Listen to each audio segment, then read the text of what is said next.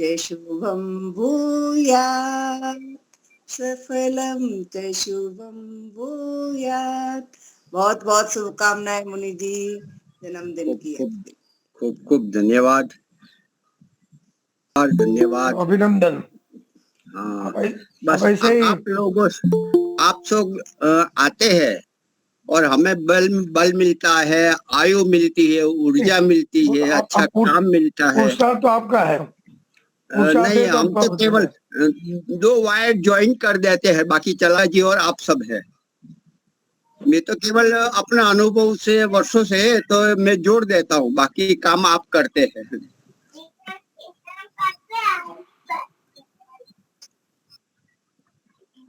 हाँ वो तो है।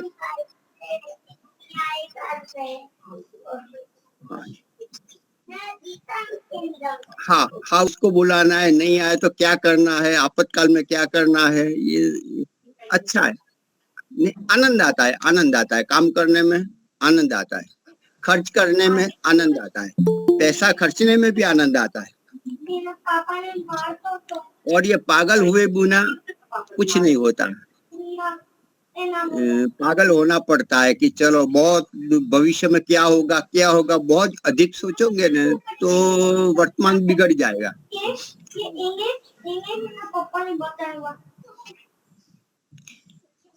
समय हो चुका है, यहाँ बारिश भी आ रही है, धीरे धीरे आपके यहाँ भी होगी, टपक टपक। मैं तो बाहर बैठा हूँ इसलिए अंदर बाहर करता हूँ। ठीक है, कोई बात नहीं, अंदर कभी नहीं बैठ सकते क्योंकि फिर बिजली तुरंत गांव में चली जाती है, तो इसलिए बाहर थोड़ा आ जाता हूँ, तो थोड़ा प्रकाश। हाँ जी अनम्यूट हूँ, ठीक है।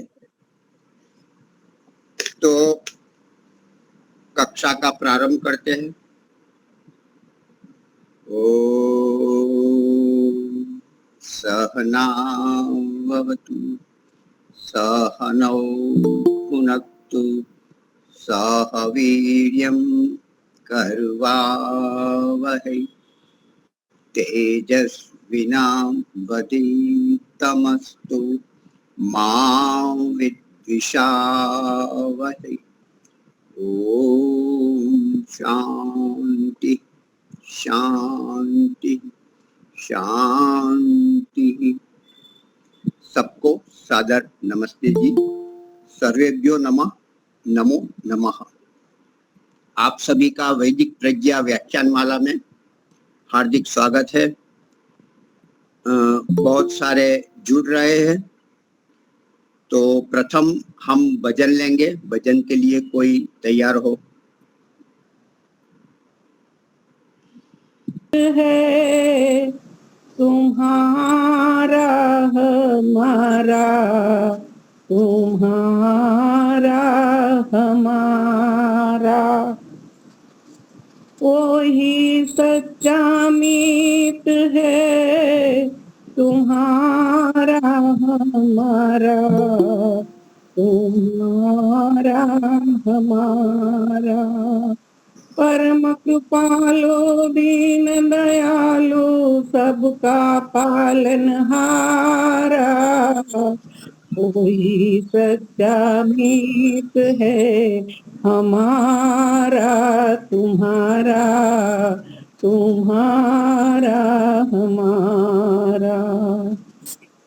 जिसने देकर भेजा मानव तन अनमोला, सुई बिन और धागा सिया अनोखा चोला, अंतकरण और इंद्रियां दे दी करे काम जो सारा, वही सच्चा मीत है हमारा, तुम्हारा, तुम्हारा हमारा।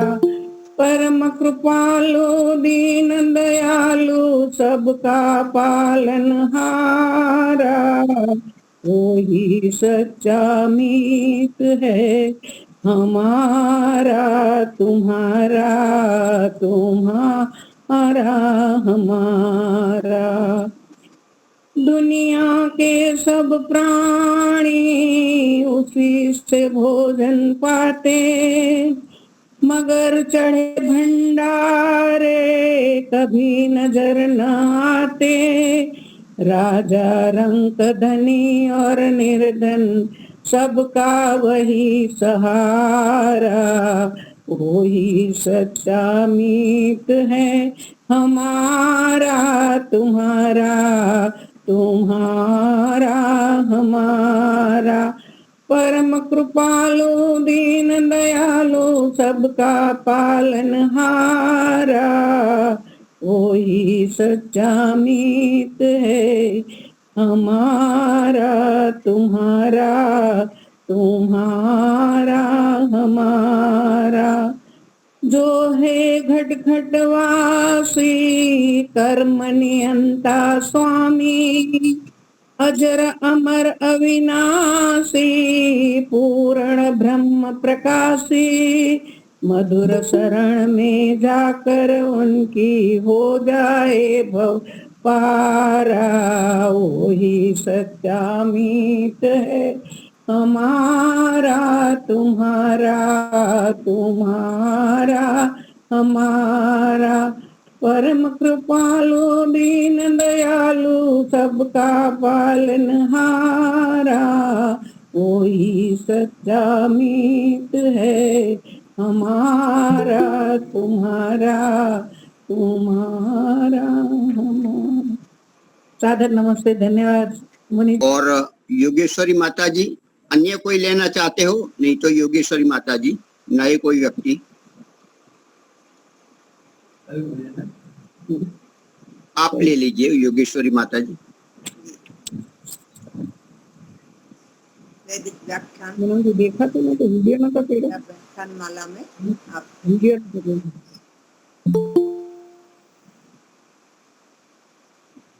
जी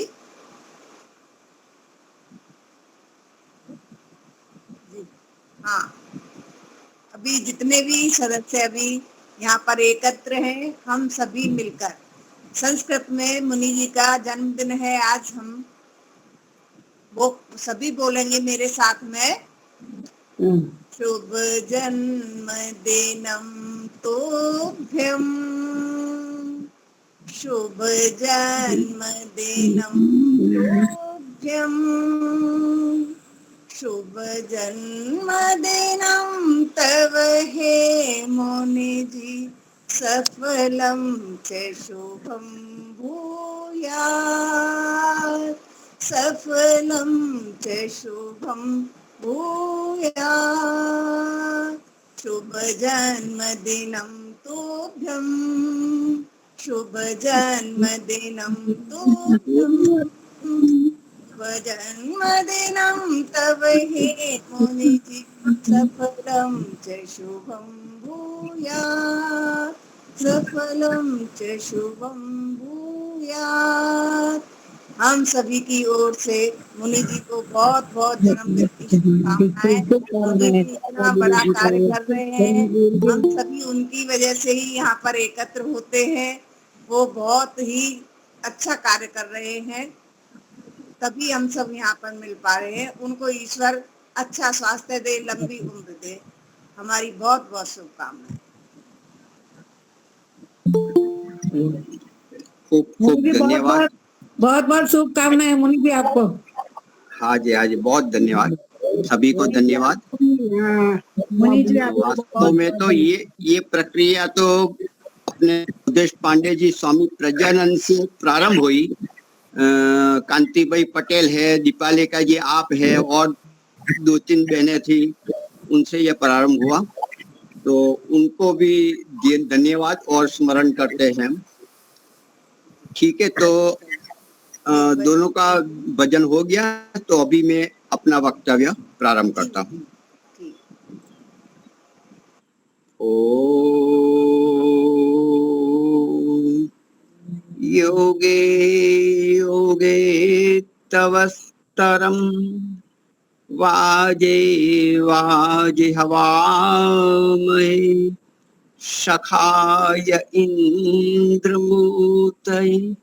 सखाय इंद्रमूतये।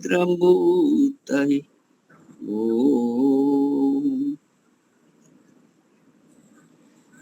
भद्र सज्जनों एवं मातृशक्ति, जब जब जैसा भी समय हो, जैसे भी अनुकूलता प्रतिकूलता हो, सुख हो या दुख हो, परमात्मा का अनुसंधान बनाए रखे, क्योंकि वह परमपिता परमात्मा इंद्र है, ऐश्वर्य वाले हैं और ऐश्वर्य प्रदान करने वाले भी है, अपने सखा है, मित्र है, हमें स्नेह से, प्रेम से, ज्ञान से, प्रेरणा से बांधने वाले होते हैं। अतः उनकी शरण ही हमारा पूर्ण कल्याण करने वाला होता है। परमात्मा को याद करना हो तो प्रीति होनी चाहिए। प्रीति तब बनती है जब उनमें जो चित्त गुण होता है, ज्ञान होते हैं, कर्म है, क्या करता है, क्या विशेषता है, उनको जानने से हमें प्रीति बनती है। ईश्वर को जानने के लिए, समझने के लिए, प्रीति उत्पन्न करने के लिए सृष्टि विज्ञान को जानना आवश्यक है। सृष्टि विज्ञान अर्थात पदार्थ की उत्पत्ति होना, उसका चलायमान होना, उसका बढ़ना, उसका विखेरना, उसका प्रलय होना, महाप्रलय होना, ये सारी प्रक्रिया जानना यह सृष्टि विज्ञान है। सृष्टि विज्ञान जानने से परमात्मा कितना महान है, बुद्धि सोच नहीं सकती, मन सोच नहीं सकता, उनसे भी परम पिता परमात्मा है। तो उससे प्रीति होती है, उसको जानने से, उसकी प्रक्रिया समझने से, उसकी शक्ति पहचानने से। सृष्टि निर्माण, एक प्रश्न है, क्या सृष्टि का निर्माण वेद मंत्रों से होता है, हाँ या ना? वेद मंत्रों जो हम सुनते हैं, जो ईश्वर ने बनाए हैं, ईश्वर प्रदत्त जो स्वतः वाणी है, वह वेद मंत्र है। क्या उससे सृष्टि का निर्माण होता है या नहीं? हाँ, और मंत्रों में आया है कि सृष्टि का निर्माण होता है। हाँ, तो उत्तर तो दोनों बिल्कुल, दोनों ने ठीक ही बताया। सामान्य रूप से हम जानते हैं कि ये जो वेद मंत्र है वो स्वर है, ध्वनि है, उनसे कैसे बनता है? वास्तव में उनसे भी बनता है, उनसे ही बनता है, यहां तक कहता हूं। दूसरी भाषा में ऐसा कहते हैं कि जैसे जैसे सृष्टि बनी वैसे वैसे ही शब्द दिए गए, और वो शब्द, वो प्रक्रिया सारी वेदों में है। यदि हमें सृष्टि को जानना है, कैसे उत्पन्न हुआ, तो वेद मंत्र को जानना होगा, वेद व्याकरण शास्त्र को जानना होगा, स्वर को जानना चाहिए, व्यंजन को जानना चाहिए। ये सब मिलके संगतिकरण होने से पद बनता है। पद मिलके एक अंतिम रूप जो संहिता रूप में छंद है, वेद को छंद भी कहते हैं, वैसा हमें समझना चाहिए। ये वेद की ऋचा, वेद के छंद, सारे मंत्र वो वास्तव में छंद है, मतलब के व्यवहार करने योग्य, लाभ लेने योग्य पदार्थ है। पदार्थ में बोलता हूं, भले शब्द विज्ञान हो, शब्द सृष्टि हो, उनसे हमारा लाभ होता है। आधा अधूरा से पूरा लाभ नहीं होता। वैसे ही परमात्मा ने ये सृष्टि अणु परमाणु मिला कर पंचभूतात्मक वस्तु प्रदान की, और वो भी पूर्ण रूप से व्यवहार करने योग्य वस्तु प्रदान की। यह सूर्य, चंद्र, निहारिका, फल फूल, औषधि, अन्न आदि वो है, वो हमारे छंद है, वो वेद की संहिता है। वही वेद है जो बाहर आकाश में है, ब्रह्मांड में है। जो ब्रह्मांड में है वही शब्द सृष्टि में है, वही वेद में है। जिस प्रकार शब्द सृष्टि हुई, जिस प्रकार से यह ब्रह्मांड रचा गया, वैसे ही हमारे जब स्त्री और पुरुष मिलते हैं, वैसे ही प्रक्रिया बनने की गर्भस्थान में होती है। वैसे ही प्रक्रिया हम समझे हर फूलों में, जो बीज से वृक्ष होता है, बीज से पौधा होता है, और चारों ओर सौरभ फैल जाती है, वही प्रक्रिया समझने के लिए हमने कंप्यूटर चालू करते हैं। कंप्यूटर चालू करते तुरंत नहीं होते, तुरंत लोगों नहीं आता, पहले ऑन करते हैं, स्टार्ट करते हैं, फिर धीरे धीरे धीरे धीरे अच्छा अंधेरा दूर होता है, काला स्क्रीन दूर होता है, धीरे धीरे धीरे व्हाइट सफेद श्वेत वर्ण वाला आता है, गर्मी चलने लगती है। परमात्मा ने वो एक ऑन कर दिया तो ओम रश्मि का प्रवेश करवा दिया अपने बल से, और जो जो बल होता है, जो जो फोर्स होता है, जो जो गति होती है, जो जो क्रिया होती है, चेष्टा होती है, उसमें ध्वनि अवश्य होती है। पकड़ ना पाए या तो उसके लिए यह आकाश ना हो, यह बात अलग है। तो हर वस्तु में ध्वनि होती है, शब्द होते हैं, और वह शब्द से ये सृष्टि बनी, वेद मंत्र से सृष्टि बनी, ये कहे तो बिल्कुल गलत नहीं है। सामान्य रूप से हमारे विद्वान क्या कहते हैं प्रवचन में कि एक वेद मंत्र उठा लिया, उसका धातु, उसका पद छेद, उसकी संधि अलग की, पृथक किया, धातु पकड़ा, उसके अनेक अर्थ होते वो बताए, फिर सामाजिक, आदि भौतिक, आदि दैविक, आध्यात्मिक, इस प्रकार से करते हैं, और निघंटु निरुक्त का वो प्रमाण रखते हैं, महर्षि दयानंद का प्रमाण रखते हैं, और विद्वानों का रखते हैं, और प्रवचन करके अच्छा बोल देते हैं और अच्छा लगता है, और वो अन्य को भी सुनाते हैं, ऐसा होता है। तो हमारे महर्षि दयानंद ने कहा कि वेदों की ओर लौटो, तो वेदों की ओर लौटते नहीं, जो जो सुना है, जो कुछ समझा है, उसमें संशोधन कार्य होना चाहिए दोनों ओर से। एक तो बाह्य प्रकृति से, बाह्य साधनों के वैज्ञानिक दृष्टिकोण से उसको परिमार्जित करना चाहिए, उसको संशोधन करके प्रमाणित करना चाहिए साधनों को द्वारा। और दूसरी है आंखों बंद करके ध्यानावस्था में एकाग्र होकर, एकाकार होकर उस विद्या को जाने, समझे और उसको यथार्थ में साक्षात्कार करे। ये दो प्रक्रिया है। ऐसा आर्य समाज वाले भी बहुत कम कर रहे हैं, नाम मात्र के कर रहे हैं। तो वेदों की ओर लौटना हो तो जहाँ गंगोत्री, मूल गंगोत्री है, उस ओर जाना पड़ेगा। किसी भी पदार्थ को ले, उसके प्रक्रिया को देखे, उसमें उसका किस प्रकार से बंधारण किया हुआ है, और डीप में जाए और मूल को पकड़े, तो वो आप मूल तक जाओगे और परमात्मा की महानता, विराटता, अपरिमेयता मालूम होगी। तब ईश्वर से प्रेम होगा, तब संध्या हमारी सार्थक होगी। तो सृष्टि निर्माण वेद मंत्रों से होती है। वेद वो मानव मात्र का ग्रंथ है, मानव मात्र नहीं, जीवात्मा मात्र का। जीवात्मा पाप करता है तो अधम योनि में चला जाता है, पशु योनि, तो लॉक हो जाता है उसका बुद्धि का स्तर, उस प्रकार की व्यवस्था है। और वही जीवात्मा जब अच्छे वो पाप धुल डालता है और फिर आता है, फिर उसको तो मनुष्य मात्र का, समस्त ब्रह्मांड का वेद वो ब्रह्मांड का ग्रंथ है। यह इसी वर्तमान का, इसी सृष्टि का नहीं, आगे भी हो चुकी उनका भी ब्रह्मांड का ग्रंथ यह वेदी है, और आगे भी वही रहेगा, यही मंत्र रहेंगी। शब्द संख्या आगे पीछे हो सकती है, पुस्तक रूप में ना हो ऐसा भी हो सकता है, किसी भी रूप में, लेकिन ज्ञान वेद का ही रहेगा, यही रहेगा। हमारा शरीर भी वेद मंत्रों से बना गया है।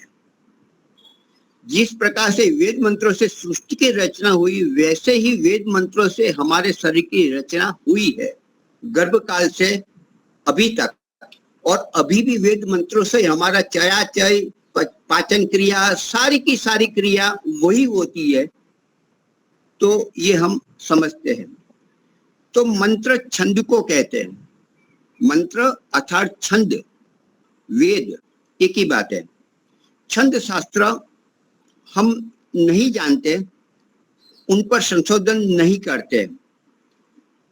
छंद शास्त्र महर्षि पिंगल जी ने बनाया है, और आर्ष साहित्य का वेद का एक अंग है। तो छंद शास्त्र पढ़ना चाहिए वेद को समझने के लिए। तो उसमें छंद शास्त्र में कहा है कि जो जो वर्ण है, जो जो छंद है, जो जो संहिता है, उसके रंग होते हैं, छंद के रंग होते हैं। जैसे त्रिष्टुप छंद है, उसका लाल रंग है, ऐसा महर्षि पिंगल जी ने छंद शास्त्र में बताया। मतलब त्रिष्टुप छंद है, लाल रंग है, तो वो भौतिक पदार्थ है। ये कोई केवल ध्वनि लय हुई, उत्पन्न हुई और नष्ट हो गई, ऐसा नहीं है। वास्तव में एक भौतिक अति सूक्ष्मतम वस्तु है जिसका रंग त्रिष्टुप लाल रंग का है। गायत्री छंद श्वेत वर्ण का है। ध्रुवती है वह काला है, जो पंक्ति है वो नीले रंग का है। इस प्रकार से छंद शास्त्र, तो वास्तव में वेद मंत्र अर्थात छंद से यह सृष्टि रचना हुई है, ये बिल्कुल सत्य है। ये बात आज आर्य समाज के कुछ विद्वान भी नहीं मानते या तो सोचते नहीं। गत मास स्वामी विवेकानंद परिव्राजक जी आए थे, तब मैंने कहा कि मैं अभी वैदिक भौतिकी अर्थात वेद विज्ञान आलोक सृष्टि विज्ञान जो अपने आचार्य अग्निवत नैष्ठिक जी लिखा है, तो उस अनुसार मैं सुना रहा हूँ, पढ़ के बता रहा हूँ। तो उन्होंने भी कहा कि मैंने वो पूरी पढ़ी, मैंने पढ़ी नहीं है, पढ़ के मैं बताऊंगा, लेकिन विरोध भी नहीं किया और समर्थन भी नहीं किया। तो मतलब कि मंत्र से भी सृष्टि की रचना होती है, मंत्र से ही ये हमारा शरीर चलता है, यह मानने को लिए आज के आर्य समाजी विद्वान भी तैयार नहीं है, या तो सोचते नहीं, संशोधन करते नहीं। जो भी हो, संशोधन होना चाहिए, चर्चा होनी चाहिए, शास्त्रार्थ भी होना चाहिए। तो छंद के त्रिष्टुप, गायत्री, पंक्ति आदि, बृहति आदि जो उनके रंग पिंगल जी ने बताए हैं। छंद का अर्थ महर्षि दयानंद ने वेदों में और अन्य ग्रंथों में क्या क्या बताया। छंद का अर्थ प्रकाशन, प्रकाश कर्म, बलम कहा है, बलकारी भी कहा है, ओजनम ऊर्जा भी किया है, और विशेष प्रयत्नम, ऐसा भी अर्थ मंत्र का, छंद का किया है। तो महर्षि दयानंद भी मानते हैं कि यह प्रकाश कर्म, बलम, ओजनम, ऊर्जा आदि छंद का अर्थ है, अर्थात उससे सृष्टि की उत्पत्ति होती है, ऐसा मानते थे।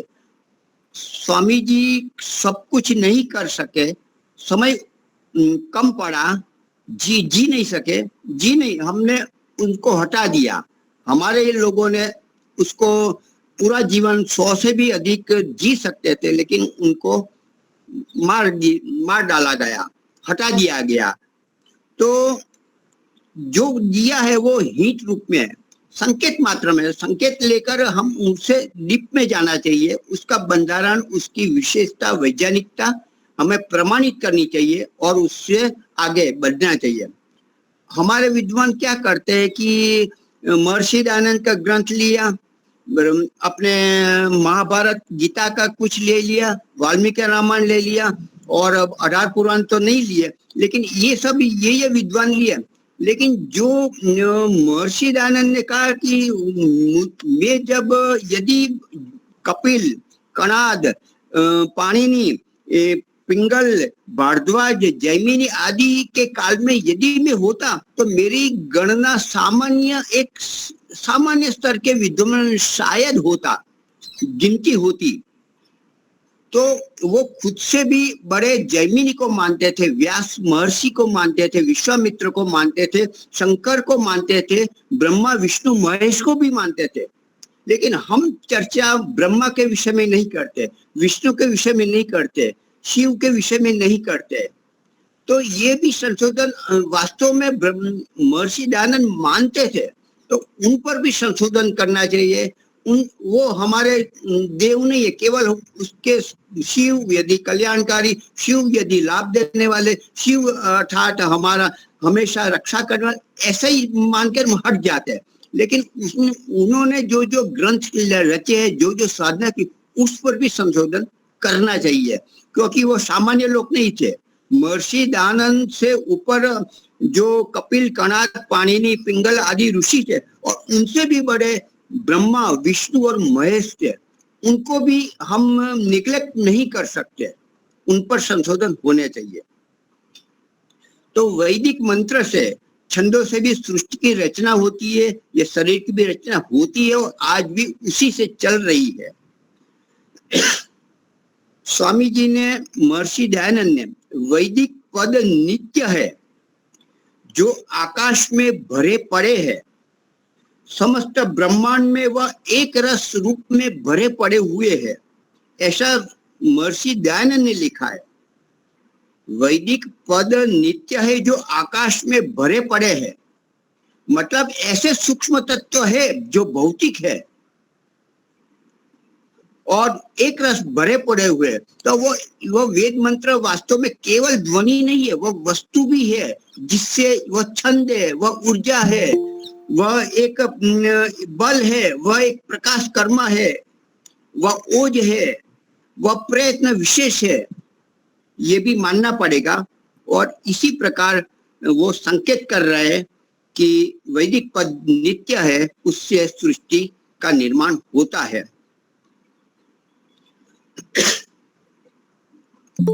जो छंद होते हैं वो सबको आच्छादित करते हैं और उसी से उत्पन्न होते हैं। छंद मिलकर एक अणु, परमाणु, प्रोटॉन, फोटॉन आदि बनते हैं, फिर विद्युत आदि बनते हैं, फिर कण बनते हैं, अणु, परमाणु आदि बनते हैं। और जो अलग अलग होते हैं वो आकाश रूप में, जो संगठित होते हैं वो अग्नि रूप में, या तो फिर जल रूप में, या तो फिर अति संगठन, अति मेल हो तो वो भार रूप में आते हैं, अर्थात पृथ्वी तत्व में आते हैं। तो जो छंद होते हैं सबको आच्छादित करने वाले होते हैं, अंदर से, बाहर से, चारों ओर से उसको सुरक्षित करने वाले होते हैं और आगे बढ़ाने वाले भी होते हैं। तो छंद सबको आच्छादित करते हैं। छंद प्राण रस है। सतपथ ब्राह्मण में कहा है कि सूर्य की नाभि को हरण छंदों से होता है। सूर्य की नाभि का हरण छंदों से होता है। अच्छा, सूर्य जिससे बना है, जिस तत्व से बना है, अर्थात उसकी जो नाभि है, उसको भी उत्पन्न करने वाला छंद ही है, अर्थात वही स्पंदन है, वही एक चेष्टा है जिससे ये ब्रह्मांड बना है। छंद मुख्य 3 प्रकार के हैं। वेद 3 प्रकार के हैं। वेद कहो, छंद कहो, सृष्टि कहो, एक ही बात है। जो वेद में है वह ब्रह्मांड में है और जो ब्रह्मांड में है वही वेद में है। और जितना जितना हमारे लिए जरूरी है, भौतिक और अभौतिक, आध्यात्मिक, ईश्वर प्राप्ति और भौतिक सुख और उन्नति के लिए जितना जितना हमारे लिए जरूर है, उतना परमात्मा ने दिया है। और जो हमारे लिए जरूरी नहीं वो परमात्मा ने नहीं दिया। मैं सूर्य कैसे बनाता हूँ, मैं किस प्रकार से कर्मों का फल देता हूँ, वो पूरी तरह नहीं दिया। संकेत किया है, पूरी तरह नहीं दिया, क्योंकि वो हमारे बस में समझने की बात नहीं है। तो छंद प्राण रस है उनके, अर्थात वेद 3 प्रकार के हैं, ये सृष्टि 3 प्रकार की है, छंद 3 प्रकार के हैं। एक है रुत है, जो जिसे हम ऋग्वेद बोलते हैं, दूसरा यजु है, दूसरा सामवेद है। रुत किसको कहते हैं? शैली की दृष्टि 3 वेद है, लेकिन हम विषय की दृष्टि से हम 4 विभाजन करते हैं, लेकिन ज्ञान, कर्म और उपासना 3 मात्रा से हम वेदों को समझते हैं। तो जो रुत है, तो रुत वो उस प्रकार की रश्मि है, उस प्रकार का छंद है जिससे मूर्तिमान, आकार वाले, भार वाले, ठोस वस्तुएं, पदार्थ पैदा होते हैं, जिसके द्वारा मूर्तिमान, आकार वाले, घनात्मक पदार्थ बनते हैं। जिस छंद से, उसे रुत छंद कहते हैं। ठीक है, रुत छंद से मूर्तिमान आकार वाले पदार्थ उत्पन्न होते हैं होंगे, ऐसा जैमिनी महर्षि कहते हैं। यजुर छंद तो क्या है? जो स्पंदन हुआ, जो चेष्टा हुई, जो मंत्र का मतलब क्या है? एक स्वर है, छंद है, व्यंजन है। स्वर अकेले कुछ नहीं कर सकते। क म द ये बोलते हैं, वो आप स्वयं प्रकाशित है, लेकिन वो लंबे काल तक चलेगा नहीं। क म द यही बोलते रहो, कुछ नहीं होगा। लेकिन उनके साथ जब छंद जुड़ेगी, अर्थात जब छंद रश्मियां जुड़ेगी, अर्थात जो व्यंजन जुड़ेंगे, तब वो कुछ लंबा चलेगा, विस्तार होगा, अन्य की उत्पत्ति होगी। वो आगे हम बताएंगे। अभी शाम के लिए, हाँ, यजु के लिए बाकी है। तो यजुर जो छंद है, स्पंदन है, जो सूक्ष्म कण है, सूक्ष्म स्पंदन परमात्मा ने जो किए हैं, वह उसमें अपना स्वतंत्र रूप बनाए रखते हैं और फैल जाते हैं। वो संगठन नहीं होते, एकत्रित नहीं होते, लेकिन अपना अपना स्वरूप बनाते हुए सब जगह फैल जाते हैं। अर्थात यजुर जो छंद है, वह आकाश अंतरिक्ष को पैदा करते हैं।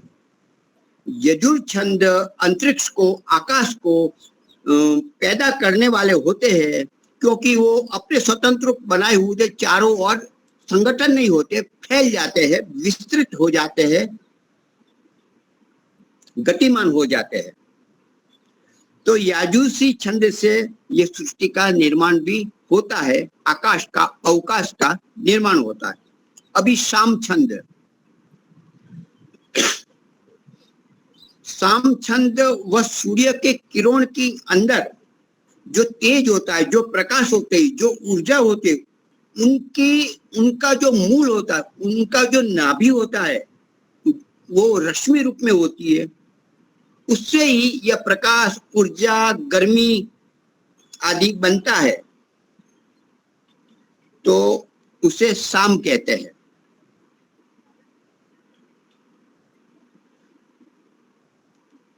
तो इस प्रकार से हमें समझना चाहिए। अभी सृष्टि की ओर चलते हैं।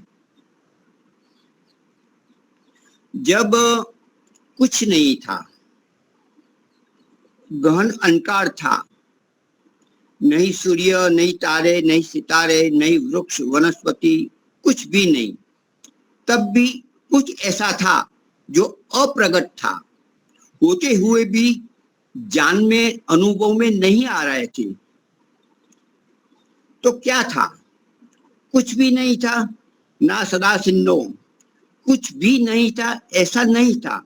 कुछ तो था। वो तीन तत्व थे जो सदा से है। सत्य, रज, तम, साम्यावस्था रूप मूल प्रकृति तब भी थी, प्रकट नहीं थी।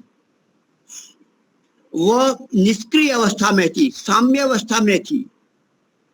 वह इस प्रकार से प्रलय अवस्था थी। ये तीन तत्वों वाली प्रकृति सोई पड़ी हुई थी। दूसरे जीवात्माएं भी थे, लेकिन मूर्छित थे। और कुछ जीवात्माएं जो मोक्ष प्राप्त कर चुके थे, वो जागते थे, परमात्मा का आनंद ले रहे थे। तब तो सृष्टि नहीं थी। तो परमात्मा का आनंद, वो मोक्ष आत्मा, वो परमात्मा से सीधे सीधे ले रहे थे। पहले सृष्टि के द्वारा लेते थे, अभी सीधे सीधे। या तो दूसरे अर्थ में ऐसा भी हो सकता है, परमात्मा किस प्रकार से कैसे जोड़ रहे हैं, वो देखने का, समझने का प्रयास परमात्मा की शक्ति से कर रहे होंगे। ऐसा पढ़ा नहीं, ऐसा मैं अपना तर्क लगाता हूँ। कैसे बना रहा है समझ नहीं पा रहा है, लेकिन देख रहा है, प्रयास तो कर रहा है। उसके लिए अंधेरा हो या उजाला कोई जरूरत नहीं है। तो मोक्ष आत्मा भी बिल्कुल सजग थे, सतर्क थे, और परमात्मा का आनंद प्रत्यक्ष या परोक्ष रूप में ले रहे थे। और परमात्मा खुद महान शक्ति चेतन, वह भी थी, और उसी के अधिकार में सब कुछ था। जीवात्मा सुषुप्त थे, मोक्षात्मा आनंद ले रहे थे, साम्यावस्था में प्रकृति थी। और चौथा भी मैंने कहा था, जो वो था परम जीवात्मा के कर्म शेष थे, संसार मिट गया, संस्कार मिट गए, लेकिन परमात्मा की जान में वह भी अभी भी है कि क्या क्या कर्म सभी जीवात्मा ने कब कब कैसे किए हैं और कैसे देना है। और जैसे सृष्टि बनते ही जैसे जैसे संस्कार थे वैसे उसको दे दिए उनकी जान के अनुसार। उसकी जान परमात्मा जो जानते थे उस प्रकार से उस प्रकार की योनि सूक्ष्म शरीर दिया गया। तो चार वस्तु, तीन अनादि तत्व और जो कर्म शेष थे उनके लिए यह प्रकृति, यह संसार रचा गया। इतना नहीं, सुषुप्त अवस्था में अप्रकट स्वरूप में काल भी था। काल का व्यवहार बिल्कुल नहीं था, लेकिन काल था। सुषुप्त गिनती नहीं हुई। गिनती कब होगी? जब प्रथम चेष्टा होगी। तो ऐसा महाप्रलय अवस्था में था।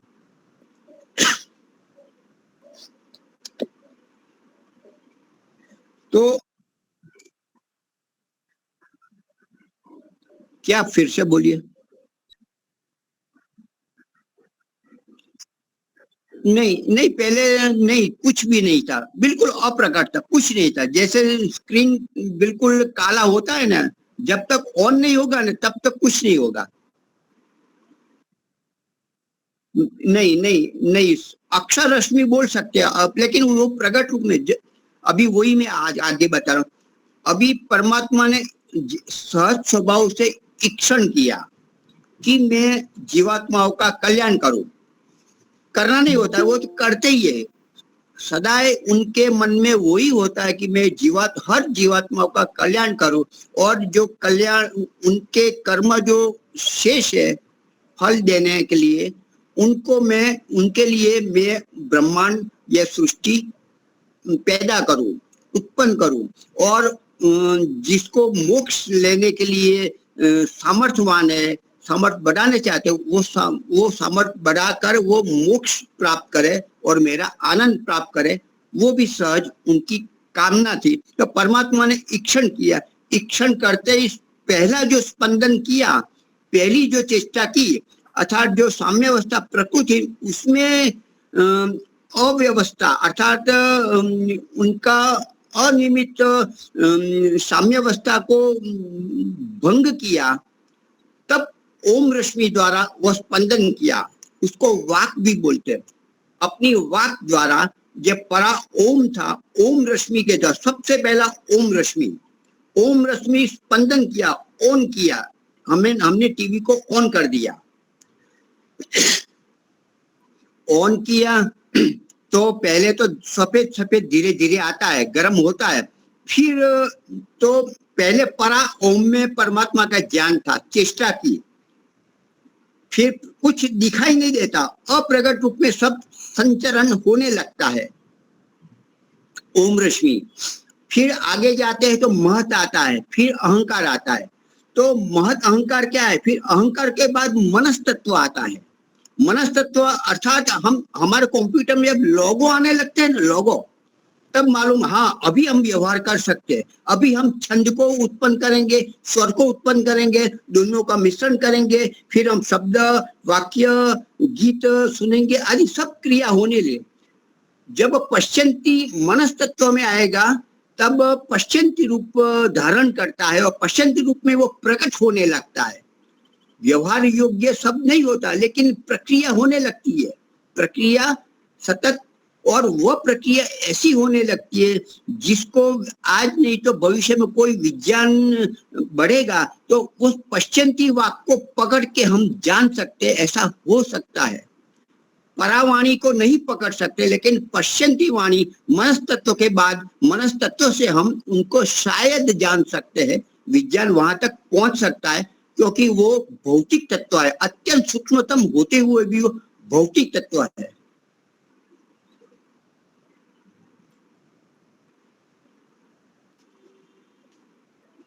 यदि जैसे हम वेद के मंत्र सुनते हैं, ध्वनि प्रकट करते हैं, वो स्वर में होते हैं, अच्छी तरह से गाए जैसे गाना चाहिए, तो मीठे मधुरे तालबद्ध अच्छा लगता है सुनने वाले को, गाने वाले को, और वो हमें सुख देता है, सामने वाले को भी सुख देता है, सबका हित करता है। वैसे ही परमात्मा ने गान किया, ऑन किया, स्विच ऑन किया, और जो शब्द निकले, पहले सबसे ओम ओम आया। यह हर जो शब्द है, हर छंद है, जो कुछ है उसमें ओम होगा, क्योंकि ओ उत्पन्न करता है, म प्रलय करता है, और वो थोड़ी क्षण तक चलाता है। तो ओम रश्मि के द्वारा पहला स्पंदन हुआ, वाक भी उससे कहते हैं, तो उससे कंपन हुआ, जो साम्यावस्था भंग हुई, और ऑन होते ही, ओम रश्मि का स्पंदन करते ही काल का जन्म हो चुका। व्यवहार में, हमारे व्यवहार में नहीं, लेकिन परमात्मा जान सकता है ये ओम, अभी ये समय काल की गणना चालू हो गई। परमात्मा की दृष्टि, हमारी दृष्टि से बिल्कुल नहीं। तो पहला कंपन हुआ, तो सबसे पहले क्या आया? मनस तत्व के अंदर अत्यंत लघु कंपन के रूप में सर्वाधिक जो सूक्ष्म होता है,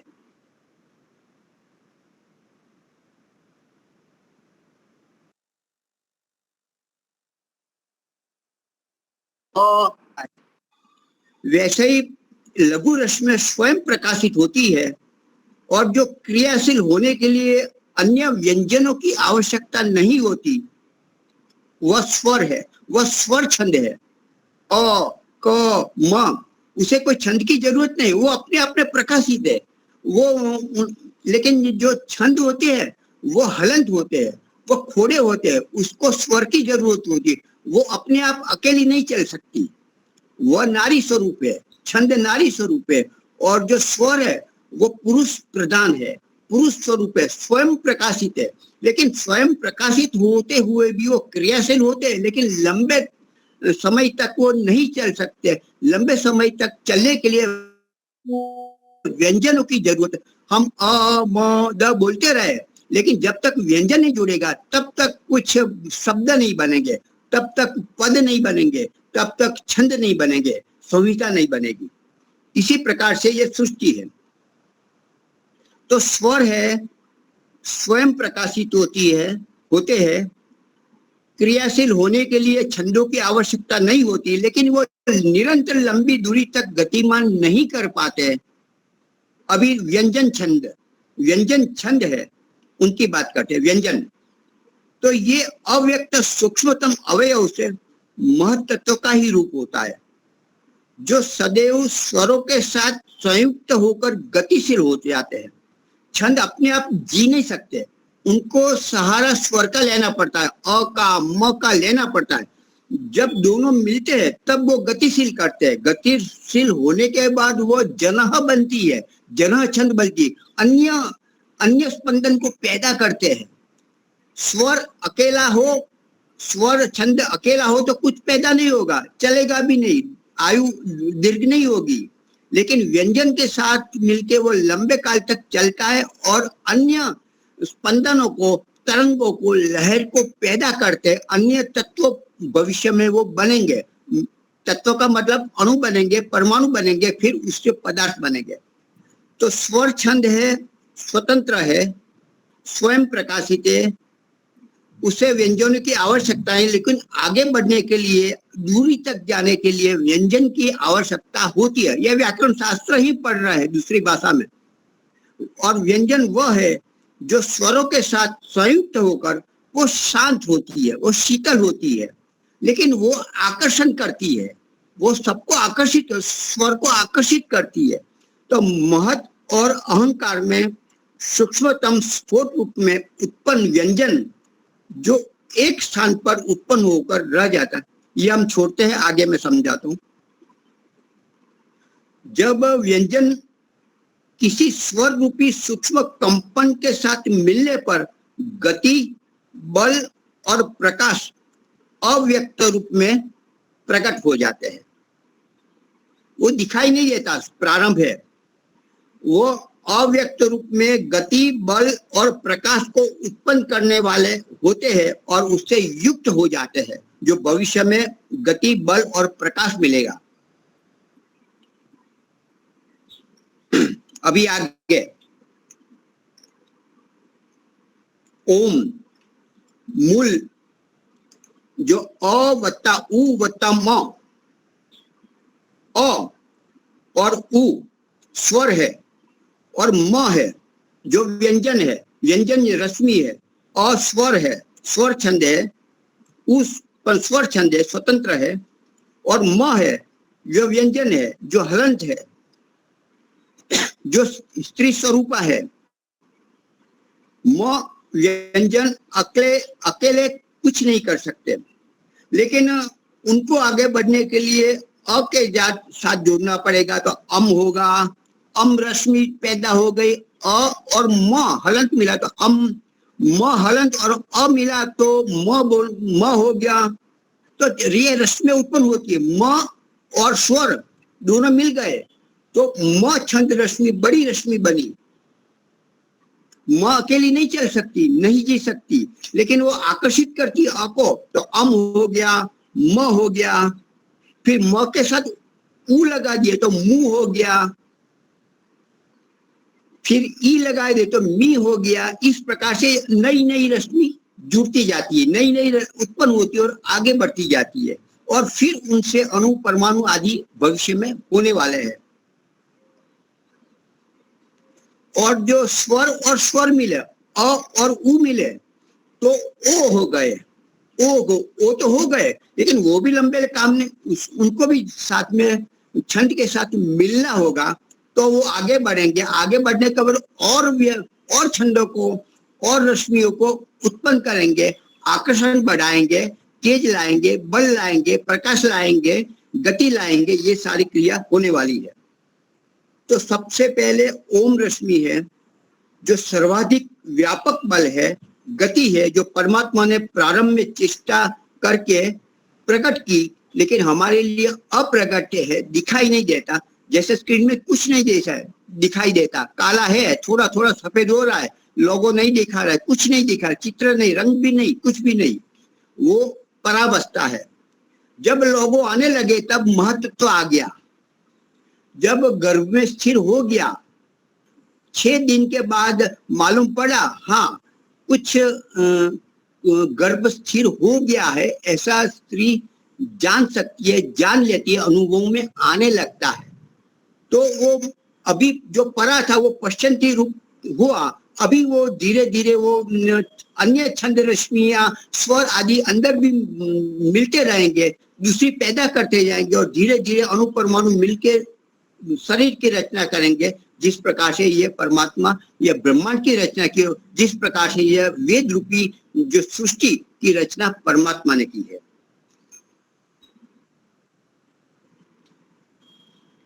तो जो ओम रश्मि है वह सर्वाधिक व्यापक वस्तु है और वह मूल तत्व है।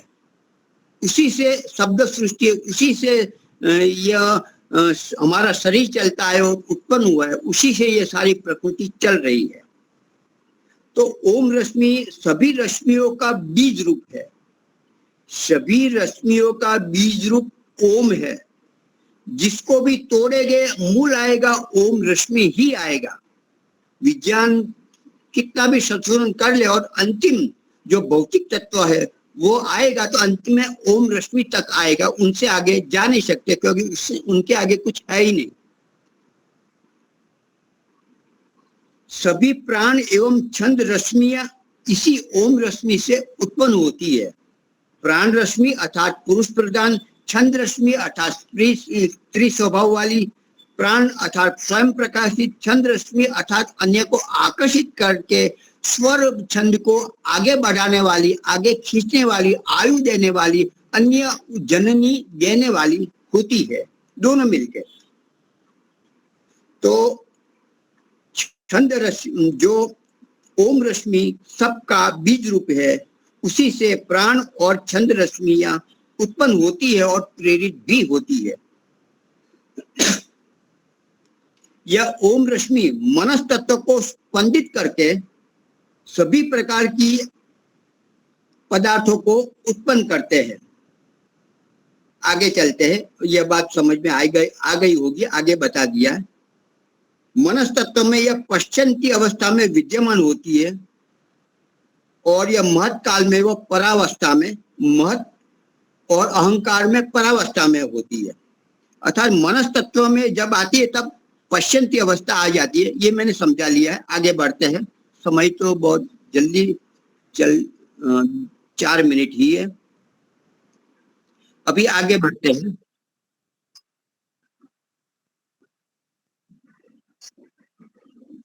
हाँ जी, बस ये भी 4-5 मिनट है, 8 मिनट है। हाँ, जब ओम रश्मि पश्चंती रूप में तीव्रता बढ़ जाती है, उसकी ऊर्जा बढ़ जाती है, तब जो विशाल सागर रूप प्रलय रूप जो एक रस सर्वत्र भरा पड़ा हुआ था, परमात्मा की ओम रश्मि के द्वारा हलचल पैदा होती है और उससे अनेक प्रकार की प्राण रश्मि और छंद रश्मि उत्पन्न होने लगती है लहर के रूप में।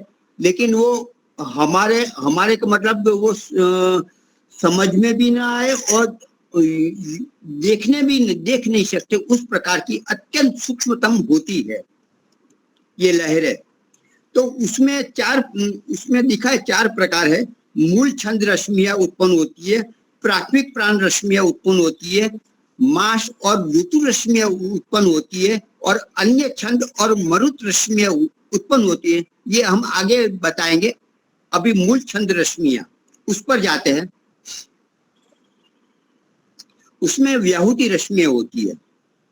व्याहुति रश्मि क्या होती है? विशेष रूप से चारों और अन्य रश्मियों को आकर्षित करती है और उन्हें वहन भी करती है। फिर से, व्याहुति रश्मियां विशेष रूप से अपनी चारों ओर और अन्य रश्मियों को आकर्षित करती है और उन्हें वहन करती है, आगे ले जाती है। उसे व्याहुति रश्मियां कहते हैं।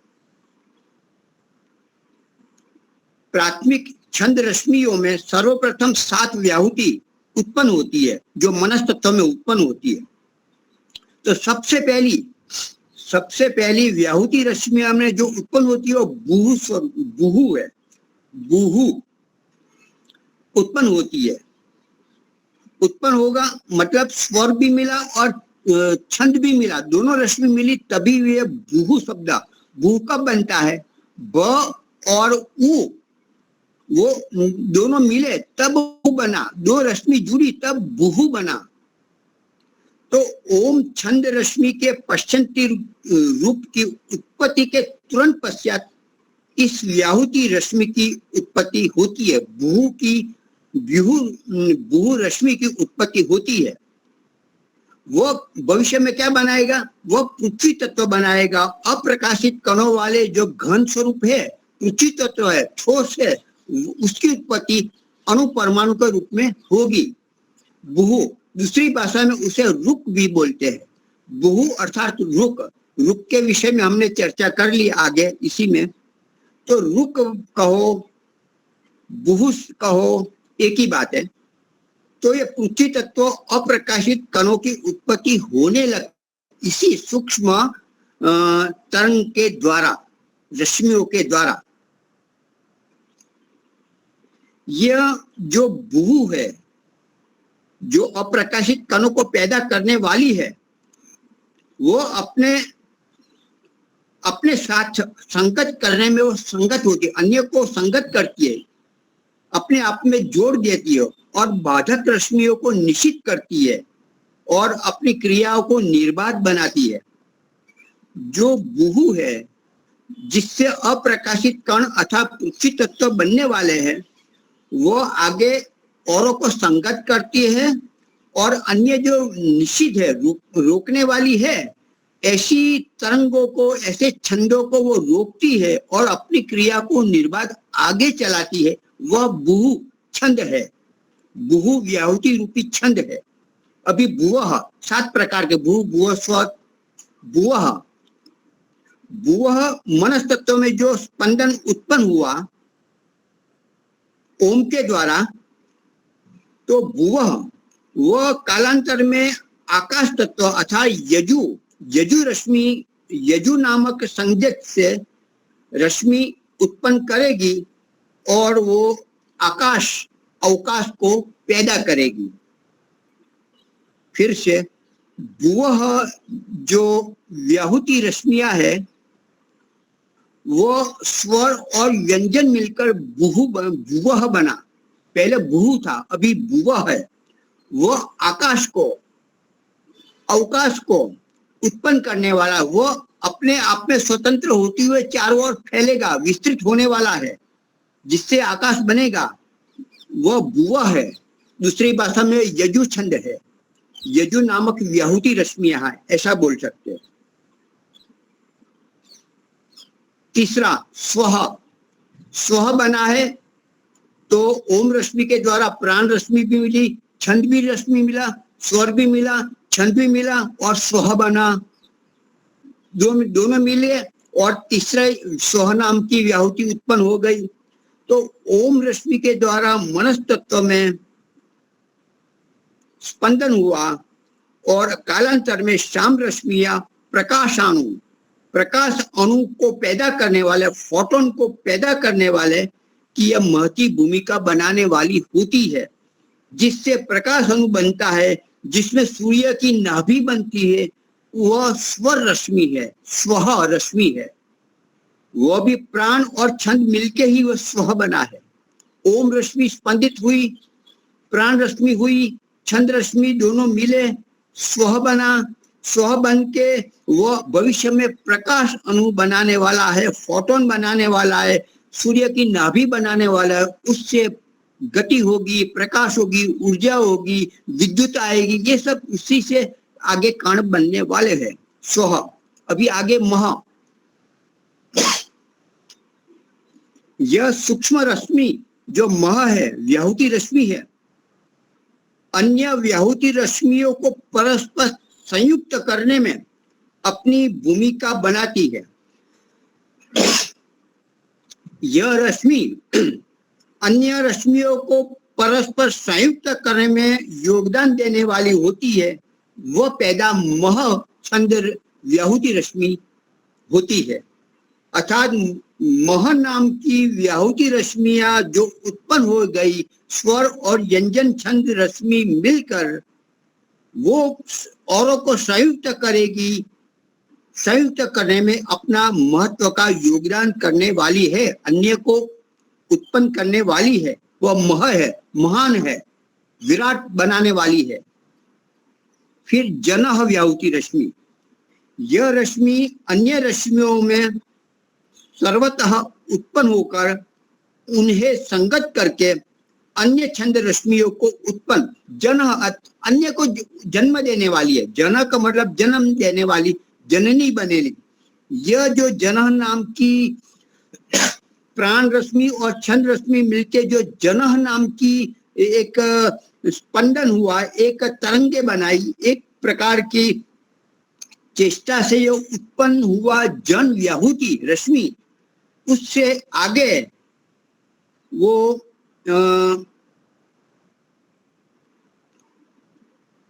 अन्य को उत्पन्न करने वाली है और बाधक रश्मियों को प्रतिबंधन करने वाली होती है। उत्पन्न करेगी और अन्य जो बाधक तत्वों को हटाने वाली, प्रतिबंध करने वाले में समर्थ होने वाली रश्मि पैदा करने वाली होती है। यह जना है। तपः।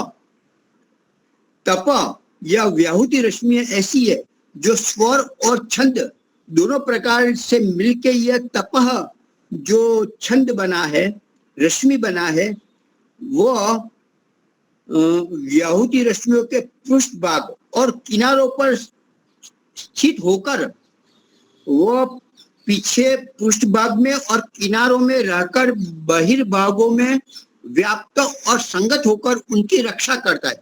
अंदर बाहर ऊपर नीचे सबकी रक्षा करने में वो तप है।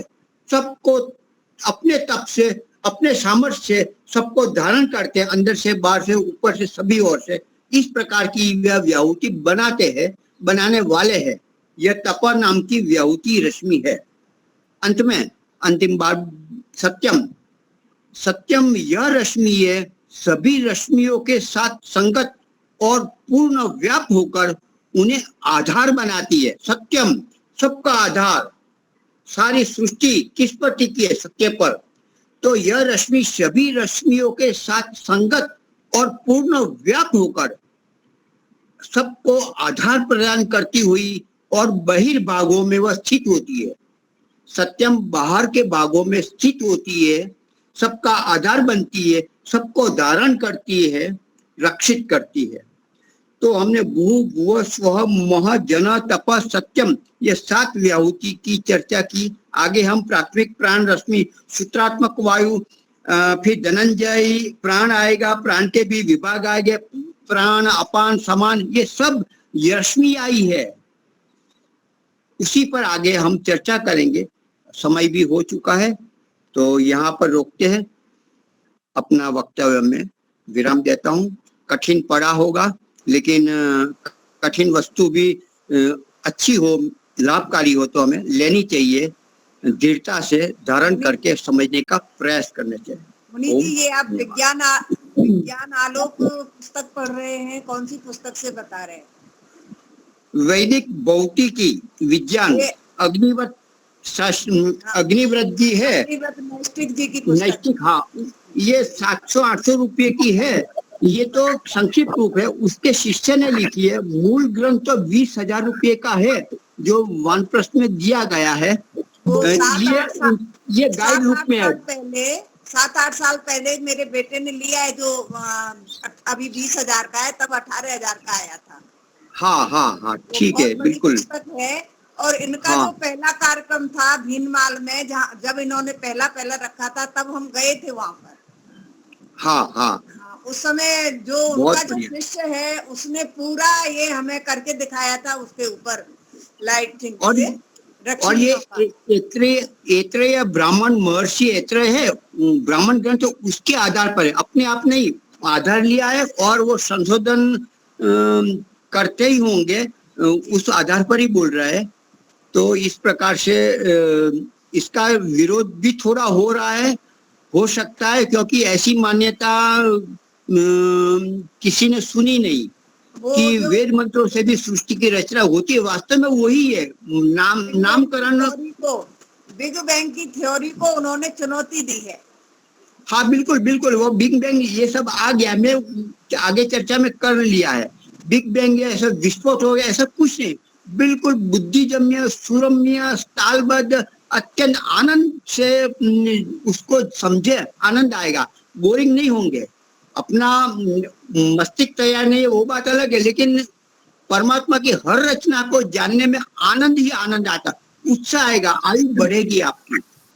तो परमात्मा की रचना जो भी हो, वेद की रचना हो या तो भौतिक हो या तो फूलों की हो या अपने शरीर के, जैसे जैसे डिप में जाएंगे वैसे परमात्मा महान है। और ये वास्तव में सच्ची संध्या ये होती है, सच्ची संध्या इसी प्रकार से वास्तव में संध्या का लाभ मिलेगा, ऐसा मैं मानता हूँ।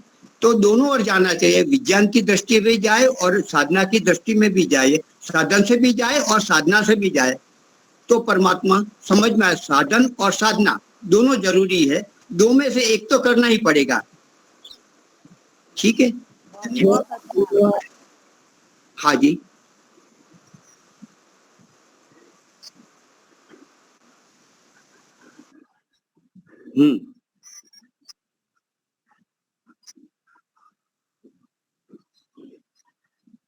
हाँ हाँ, वेद अनादि अनंत ही है, बिल्कुल नित्य है वो। कभी भी सृष्टि, कितनी भी सृष्टि, यही वेद होंगे, यही मंत्र होंगे, बिल्कुल इतने ही होंगे, संख्या कम ज्यादा नहीं होगी। आगे पीछे शायद कोई कर ले, लेकिन वो यही रूप में मात्रा, काना, मात्रा सब कुछ वैसा ही होगा, बिल्कुल इसको कोई बिगाड़ नहीं सकते।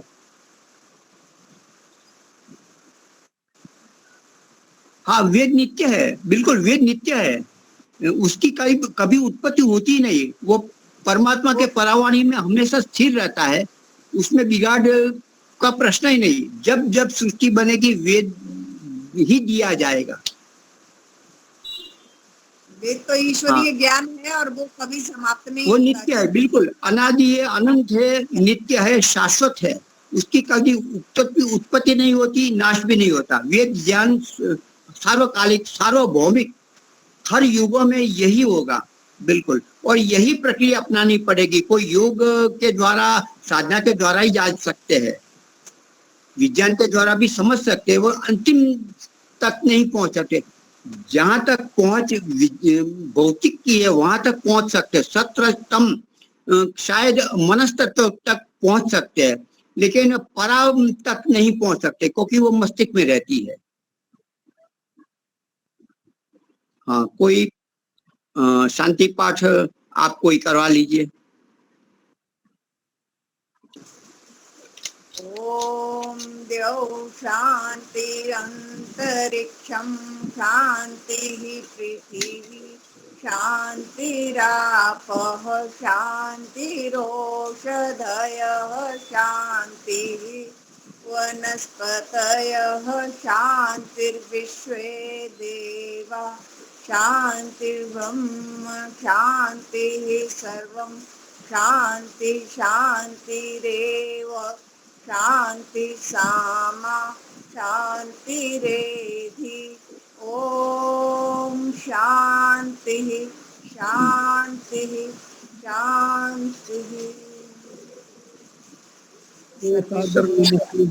सबको सादर नमस्ते जी। नमस्ते जी महेंद्र भाई। कल जयाबेन जुड़े हुए हैं, एक सूचना है। मुनि जी, जी जी। मैं बोल सकती हूँ? जी जी जरूर। हाँ, एक सूचना है। मैंने मुनि जी से भी वो किया है, इच्छा अपनी प्रकट की है कि ये जो श्रावणी पर्व है वो संस्कृत दिवस के रूप में मनाया जाता है। जी। तो हम सभी मिलकर, यदि आप सभी का सहयोग होगा, आप कौन कौन उसमें भाग लेना चाहेंगे, उसमें आप अपना संस्कृत का कोई नाटिका में भाग ले सकते हैं, अंताक्षरी में भाग ले सकते हैं, और स्वयं से बनाया हुआ कुछ कविता संस्कृत में या कोई गायन संस्कृत में, इस तरह का कुछ भी आप रख सकते हैं। तो आप सभी मुझे बताने का कष्ट करें कि हमें ये कार्यक्रम करना चाहिए या नहीं करना चाहिए। अगर आप सभी का सहयोग है और आप सभी चाहते हैं तो हम सभी मिलकर इस पर्व को मना सकते हैं। श्रावणी पर्व 30-31 तारीख को है। अगर उस दिन हम लोग नहीं कर पाते हैं तो हम एक आध दिन आगे पीछे भी हम उसे उसके उपलक्ष्य में कर सकते हैं। हाँ जरूर ऐसा करना चाहिए, आगे पीछे भी कर सकते हैं। एक यदि ज्यादा है तो एक के बदले 2 दिन भी कर सकते हैं। यहाँ संस्कृत कक्षा हमने चालू की है तो सब मेहनत करने लगे हैं। शायद संख्या कम हो गई हो उस दिन, ये हो सकता है, लेकिन आप पढ़ाते हैं तो हमें उत्साह मिलता है। कहीं कहीं से हम ढूंढते हैं, पुस्तकें लाते हैं, एकत्रित करते हैं, 2 दिन पढ़ लेते हैं, फिर पढ़ने के बाद हम तैयार करते हैं। ये सब आपके लिए आप कर रहे हैं, इसलिए हम ये सब कर रहे हैं, नहीं तो हम ऐसे ही चलते और चलाते रहते। तो आपका बहुत बहुत धन्यवाद है कि आपने हमारे संस्कार थोड़े जगाए और मेहनत करने के लिए आपने तैयार कर दिया, भूमि थोड़ी बना ली। बहुत बहुत धन्यवाद। सहयोग से ही हम कर पाते हैं, इसमें मेरे अकेली का कोई स्वार्थ नहीं है। पर अभी यहाँ पर जो मौजूद है, क्या वो अपनी स्वीकृति दे सकते हैं? वो अपना हाथ ऊंचा करके मुझे बताएंगे तो मुझे ऐसा अंदाज होगा कि कम से कम कितने मेंबर हैं जो हमारे साथ इस कार्यक्रम में जुड़ना चाहेंगे। बराबर, मैं तो हूँ, मैं तो खुद होऊंगा ही। दीपालिका जी हैं। कोई गलती हो तो चिंता नहीं, गलती हो जाता चिंता नहीं, लेकिन करना चाहिए, प्रयास करना करेंगे, उसके लिए हम समय भी लेंगे, है ना? हाँ, हरेंद्र भाई आप भी आएंगे, भानु बहन आएंगी, दीपालिका जी आएंगी, मुनि जी तो हैं ही, और कौन आएंगे? हम 5 मिनट, 7 मिनट, 10 मिनट भी दे सकते हैं। लंबा हो तो, और मान लो कि अधिक है तो 2 दिन ले लेंगे, लेकिन 1 दिन तो कम से कम करना ही चाहिए। जी जी। तो ऐसा है कि उस पर आप ना व्हाट्सएप पर या तो हमें सूचित कर देंगे। अभी मुझे सभी का पता नहीं चल पा रहा है, कोई